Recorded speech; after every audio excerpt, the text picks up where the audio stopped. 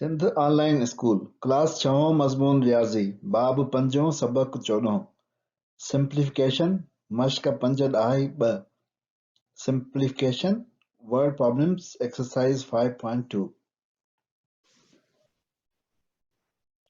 ॾोटनि ऐं ॾोहिटियुनि खे सिंध ऑनलाइन स्कूल में भली कार। मां आहियां नाना आबिद। ॿारो हिन सबक में असां मश्क 5 ॾहाई 2 जा कुझु सवाल हल कंदासीं ऐं ॾिसंदासीं त उन्हनि मां एक्सप्रेशन्स कीअं था ठहनि। मश्क 5 ॾहाई 2 जा सवाल हल करण खां पहिरीं असां बयानी सवाल हल करण जो तरीक़ो हिकिड़ो दफ़ो वरी वरजाईंदासीं। सभिनी खां पहिरीं पढ़णो आहे ऐं सम्झणो आहे त इबारत में छा लिखियलु आहे, छा मालूमात ॾिनल आहे ऐं छा ॻोल्हणो आहे। उन खां पोइ ॾिनल ऐं घुरिबल मालूमात खे अलॻि अलॻि करे लिखणो आहे या उन ते निशान लॻाइणो आहे ऐं इशारे वारा लफ़्ज़ ॻोल्हणा आहिनि, डिटरमिन डेटा एंड रिक्वायर्ड। उन खां पोइ एक्सप्रेशन लिखणो आहे, राइट एक्सप्रेशन यानी रियाज़े जो इज़हार लिखणो आहे। कीअं? पहिरीं ॾिनल मालूमात खे ॻंढींदड़ अमलनि जो तयन करिणो आहे, त यानी प्लस थींदो, माइनस थींदो, मल्टीप्लाई थींदो या डिवाइड थींदो।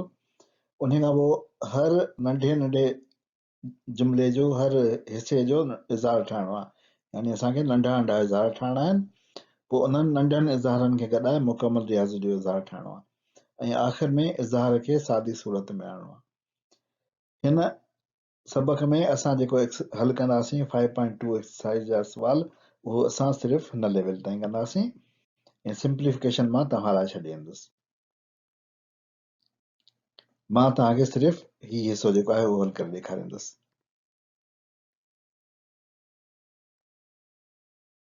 पहिरीं कयूं था सवाल नंबर 3। चयो वञे थो हुन में त क्रिकेट रांदि ॾिसण लाइ स्टेडियम ते काफ़ी वॾो हुजूम माण्हुनि जो गॾु थियो। 1/800 हुजूम जो रेल रस्ते आयो, 2/700 आम बसुनि जे ज़रिए पहुता ऐं 1/400 पंहिंजनि गाॾियुनि में आया ऐं बाक़ी सभु माण्हू पैदल आया। ॿुधायो त केतिरो अणपूरो हिसो माण्हुनि जो पैदल आया। हाणे असां हिन में सभिनी खां पहिरीं ॾिसंदासीं त असांखे मिलियल छा आहे ऐं असांखे छा ॻोल्हणो आहे। असांखे ख़बर आहे त 1/800 जेको माण्हुनि जो आहे उहो रेल मां आयो। 1/800 रेल मां आयो, असां उहो लिखी छॾियो हिते डेटा में। उन खां पोइ 2/7 बसुनि में आयो, इहो बि असां डेटा में लिखी छॾियो। उन खां पोइ 1/4 पंहिंजनि गाॾियुनि में आया यानी कार में आया, उहो बि लिखी छॾियोसीं। बाक़ी माण्हू असांजा आया पंधु बाय फुट, उहे असांखे ॻोल्हणा आहिनि। केतिरो हिसो पैदल आया, केतिरो अणपुर पैदल आया, इहो असांखे ॻोल्हणो आहे, इहो बि असां लिखी छॾियो। हाणे हिन में असांखे हिंट वारा कहिड़ा अखर आहिनि हिन में, यानी कहिड़ा असां वटि की वर्ड्स आहिनि। असांखे हिंट जेके ॾियनि था वर्ड्स उहे आहिनि हिकिड़ो हुजूम, हुजूम असांखे ॾिए थो, ऐं ॿिया इहो त सभु जेके आहिनि इहे अणपूर आहिनि। हिते बि अणपूर लिखियलु आहे, केतिरो अणपूर। सो उन जे करे असांखे ख़बर आहे त हुजूम ऐं अणपूर असांखे जेको आहे उहो हिंट था ॾियनि। ऐं हुन खां पोइ प्रोसेस असांखे छा थींदो, असांखे ख़बर आहे त पुछे थो त केतिरो सो माण्हू पैदल आया, यानी ॿियनि तरीक़नि सां जेके आहे उहे ॾिनल आहिनि। बाक़ी जेके आहिनि इहो असांजो कीवर्ड आहे, बाक़ी ऐं केतिरो जेको आहे उहे कीवर्ड आहिनि। सो उन में बाक़ी ऐं केतिरो में हमेशह कट थींदी आहे। सो हाणे असांखे इहे शयूं ख़बर पइजी वियूं। हाणे असांखे रियाज़ीअ जो इज़हार लिखणो आहे। पर पहिरीं अचो त असां तस्वीरी तौर ते हिनखे ॾिसूं। जेकॾहिं असां तस्वीर ॾिसंदासीं त असां वटि हीउ सम्झो त हिकिड़ो हुजूम आहे, छो त असांखे अणपूर बि ॾिनल आहे ऐं हुजूम ॾिनल आहे। त हमेशह उहो जॾहिं असांखे ॾिनल आहे त उहो हिकु हूंदो आहे, सॼो हिकु हूंदो आहे, असांखे ख़बर आहे। सो हिकिड़ो ही हुजूम आहे असां वटि, जंहिंखे मूं नीरे रंग सां ॾेखारियो आहे, त इहो हिकिड़ो हुजूम आहे। हाणे इहे कीअं आया, इन मां रेल रस्ते आया 1/800, ही 1/800 रेल रस्ते आया। 2/700 बस रस्ते आया, उहो मूं ते ॾेखारे छॾियो। उन खां पोइ 1/400 कार रस्ते आया। हाणे बाक़ी जेको बचियो उहो माण्हू पैदल आया। सो हीउ जेको हिसो बचियो इहो असांजो पैदल वारो आहे, उहो असांखे ॻोल्हणो आहे, पैदल केतिरा आया।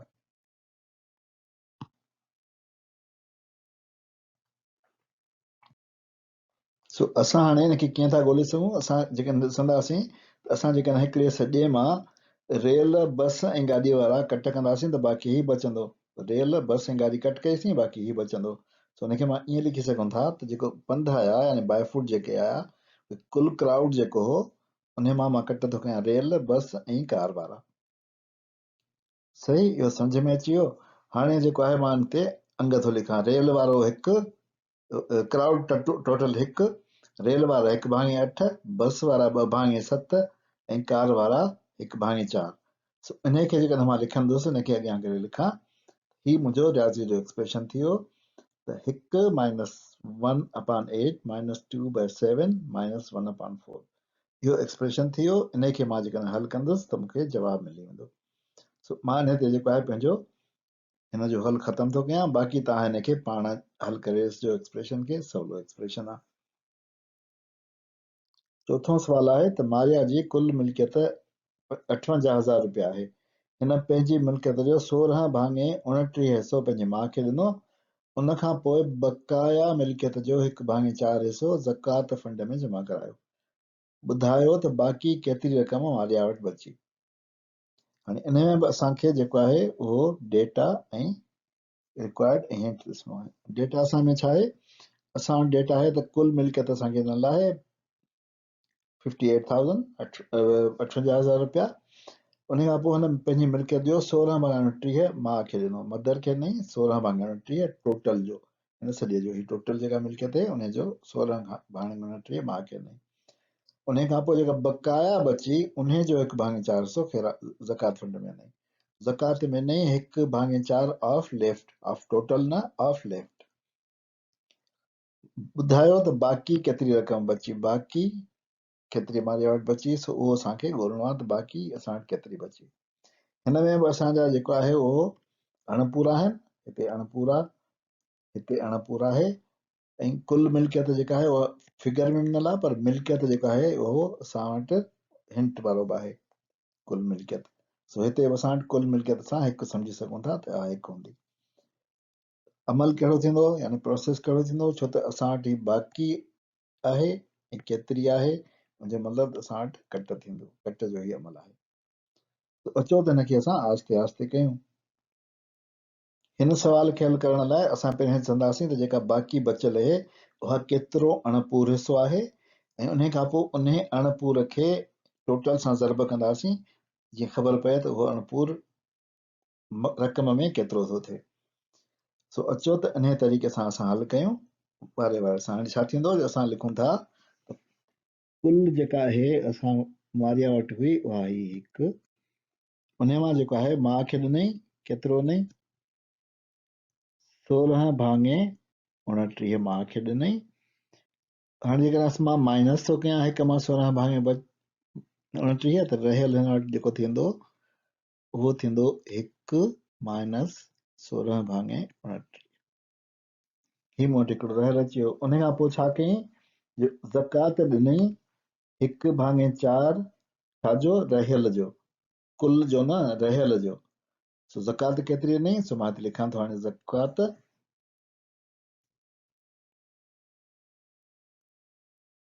उहा ॾिनई 1/29 जो 1/4। हाणे जो खे मां ज़रब में लिखी सघां थो, सो मां हाणे हिनखे हिते ज़रब में थो लिखी छॾियां जीअं मूंखे वरी कंफ्यूजन न थिए।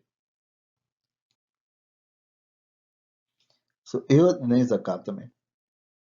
हाणे असांखे ॻोल्हणो छा आहे? ॻोल्हणो असां वटि आहे त बाक़ी केतिरी बचियसि।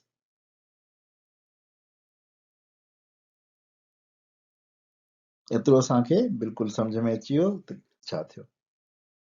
हाणे बचत जो जेको अणपूर ठहंदो उहो असां वटि ठहंदो त कुल जेका हुअसि उन मां 1 मां हिकिड़ो त हीअ असां कट कंदासीं जेको माउ खे ॾिनई, 16/29 कट कंदासीं।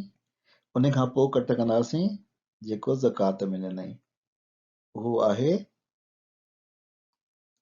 1/4 ज़रबिया 1 माइनस 16/29। ही जेको आहे उन असांजो एक्सप्रेशन हाणे ठही वियो।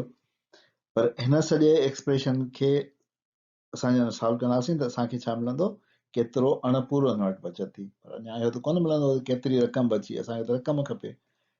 हिन सॼे खे जेकॾहिं मां ज़रब कंदुसि कुल जेका रक़म आई उन सां, त मूंखे मिली वेंदो त केतिरो असां वटि उन वटि मारिया वटि रक़म बची, उनखे मां लिखी सघां थो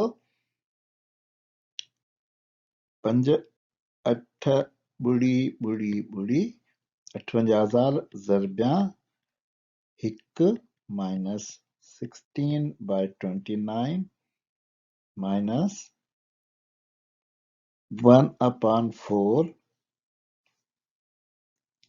into 1 minus 16/29 ब्रेकेट ओवर। हाणे छो त हिते हिकिड़ी ब्रेकेट मूं वटि आहे, उनजे करे मां हिन ब्रेकेट खे हटाए इनखे मां करली ब्रेकेट ठाहींदुसि, यानी विची डिंगी ठाहींदुसि।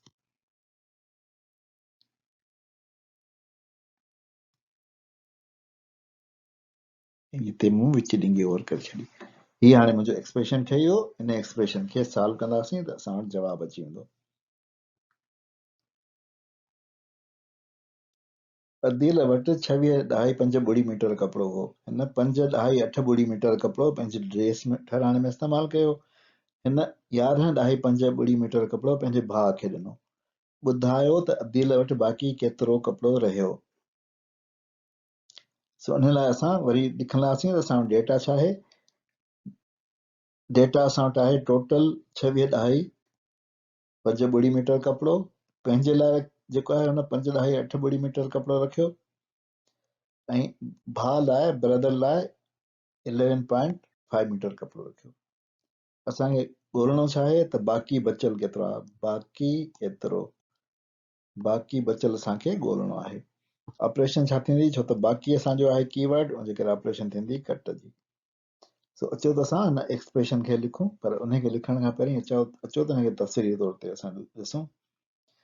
हाणे छा आहे जो हिन वटि ही कुल कपिड़ो हो 26.5 मीटर। उन मां हीअ हिसो कपिड़े जो पंहिंजी ड्रेस लाइ रखियईं, यानी हितां हुन दर्जीअ खां कटरायो ऐं पंहिंजो हीअ हिसो जेको आहे पंहिंजी ड्रेस लाइ रखियईं। उन खां पोइ 11.5 मीटर कपिड़ो कटराए उहो हितां ईअं कटराए उहो ॾिनई भाउ खे, ऐं हीअ जेको कपिड़ो हुनजो उहो बचत थी वियुसि, हीअ हुन वटि बची पियो। हाणे असांखे हीअ ॻोल्हणो आहे त हीअ केतिरो आहे। छा कंदासीं, जो हीअ जेकॾहिं सॼो कपिड़ो असां वटि हितां खां वठी एसि ताईं सॼो कपिड़ो हो 26.5 पंहिंजी ड्रेस लाइ रखियईं 5.80 ऐं भाउ खे ॾिनई 11.50, त बचियल केतिरो थींदो। हिन बचियल ॻोल्हण लाइ असांखे हिन मां हीअ बि कटणो पवंदो ऐं हीअ बि कटणो पवंदो, यानी असांजी एक्सप्रेशन सौ सिधो ठही वेंदी 26.50 माइनस 5.80 माइनस 11.50। एक्सप्रेशन मूं तव्हांखे ठाहे ॾिनी। हाणे इनखे तव्हां सॉल्व पाणे कयो। सवाल नंबर 9, उमेर 0.600 पंहिंजे जेब ख़र्च जो सूमर ॾींहुं 0.25 हिसो अंगारे ॾींहुं ऐं 0.50 हिसो अरबा ॾींहुं ख़र्च कयो। बक़ाया रक़म जेब ख़र्च जी ख़मीस ॾींहुं ख़र्च कई। ॿुधायो त केतिरो अणपूर हिसो जेब ख़र्च जो ख़मीस ॾींहुं ख़र्च कयईं। सो अचो त असां पहिरीं हिन ते मार्क था कयूं त कहिड़ो असांखे डेटा आहे, छा रिक्वायर्ड आहे ऐं छा असांजा कीवर्ड्स आहिनि। असां वटि 0.06 0.25 अंगारे वारो हिसो, सूमर वारो अंगारे वारो हिसो ऐं 0.50 अरबा वारो हिसो, इहा डेटा आहे। असांखे ॻोल्हणो आहे त केतिरो अणपूर हिन ख़मीस ते ख़र्च कयो जेको बक़ाया आहे, ऐं कीवर्ड असांजो आहे बक़ाया रक़म, ऐं अणपूर जेको आहे उहो असांखे ॻोल्हणो आहे। सो हिन में असांखे ख़बर आहे त जॾहिं कुल रक़म ॾिनल न हूंदी आहे त कुल असांजो हिकु हूंदो आहे। ठीकु आहे। उन खां पोइ असां हाणे छा करिणो आहे, जो असांखे ॻोल्हणो त अणपूर में आहे, पर मिलियल असां वटि ॾहायुनि में आहे। सभिनी खां पहिरीं ॾहायुनि खे अणपूर में लिखंदासीं। ॾहायुनि खे अणपूर में लिखण लाइ छा करणो पवंदो आहे, जो ॾहाई खे जीअं जो तीअं लिखी, जीअं हीअ आहे 0.06, इन खे मूं उहो जो उहो लिखियो।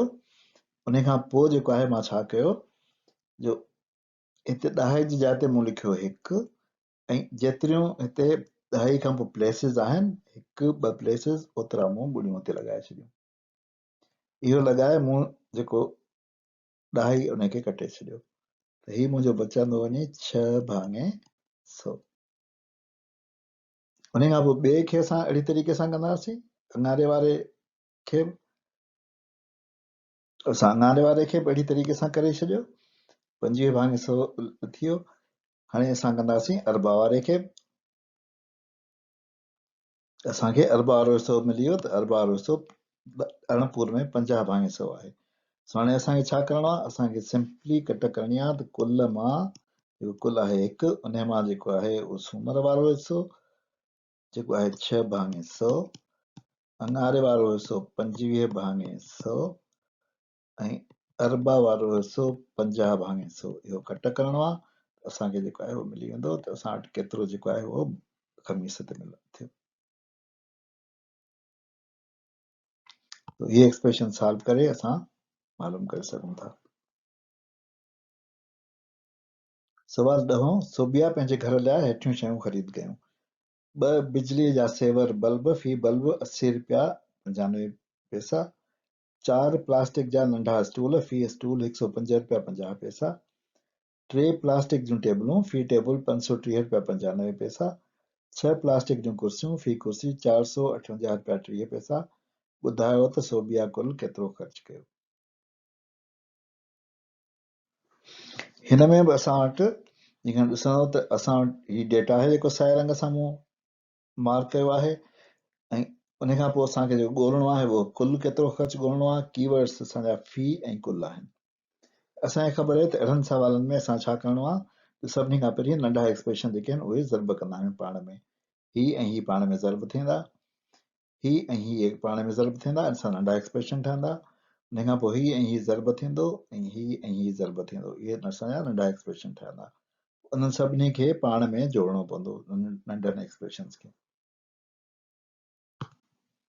सो अहिड़ीअ तरह सां जेके नंढा एक्सप्रेशन्स थिया उहे ही 4 एक्सप्रेशन ठहिया। हाणे असांखे इन्हनि सभिनी एक्सप्रेशन्स खे पाण में गॾु करिणो आहे, जोड़णो आहे। इन लाइ असां जोड़ जा निशान इस्तेमालु कंदासीं। सो अहिड़ी तरह असांजो एक्सप्रेशन हाणे ठही वियो, जंहिंमें असां हिननि सभिनी खे पाण में जोड़ कयो आहे। ही जेको आहे पहिरियों हिसो, ॿियो हिसो, टियों हिसो ऐं चोथों हिसो, इहे 4 ई जोड़ कयो आहे। हाणे जेकॾहिं असां हिनखे सॉल्व कंदासीं त असांखे जवाबु मिली वेंदो।